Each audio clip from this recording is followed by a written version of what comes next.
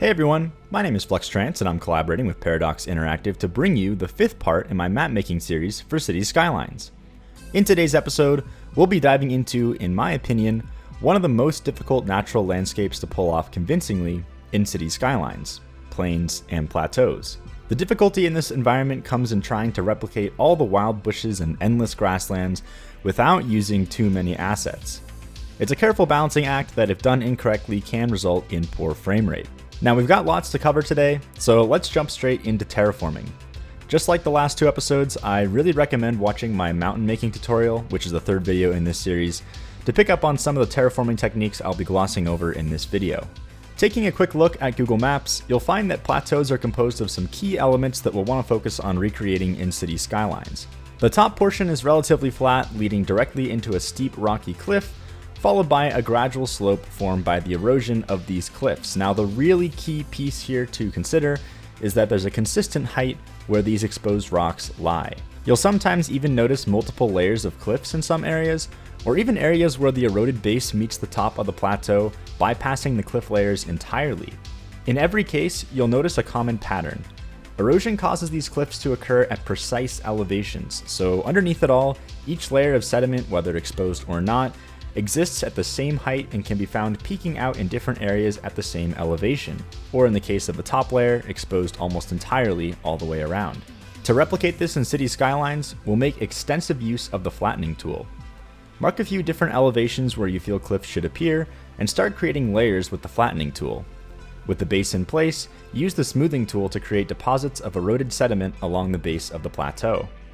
From here, we can use the Smooth Tool and the Pull Tool to make cuts into the cliff edge, creating a rough surface. We'll then follow these peaks and valleys down into the base of the plateau, carving convincing paths for sediment buildup and runoff. At this stage, try marking points on the side of your plateaus and scoring lower rings of sediment with the Flattening Tool. And keeping the height the same for each ring here is really the key.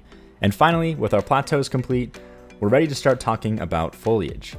Again, the vanilla foliage works just fine in this case, but if you're looking to use custom grass assets, tri-count optimization becomes a much bigger challenge. Picking low tri grass, bushes, and filler trees is the key to success. You can find a link to the collection of foliage I'm using for this tutorial in the description below. Since grass assets will be undoubtedly the most expensive asset performance-wise, it's a really good idea to start by trying to fill as much space as you can with terrain elements and clusters of trees. I like to start with the filler trees and bushes that have low tri count and scatter these in the crevices of the terrain features. It's good to be generous with spacing between trees here, especially in areas that won't be seen up close. This will save you quite a bit on object count. Finally, it's time for the grass pass. Using the Move It cluster trick again, build yourself some larger grass patches to save time and begin plopping grass out and away from the various tree clusters and terrain elements. Now this is where performance can take a massive hit, so I find it best to expand radially from each element in passes, then evaluate before continuing. You likely won't be able to fill the entire map with grass, so when you found a good balance, try using smaller, low-tri bush clusters to blend the grass assets into the surrounding naked terrain. You can save yourself lots of performance here by only plopping bushes at the edge of the tree line, giving a full look to the area without wasting resources rendering bushes that would otherwise be hidden by trees.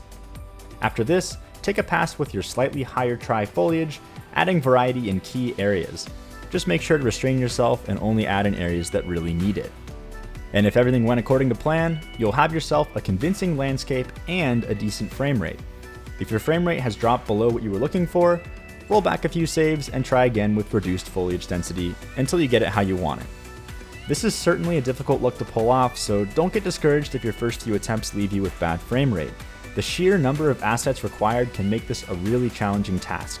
With all that said, I hope you found some of these tips useful, and please let me know down below if there's other environments you'd like to see tutorials on in the future.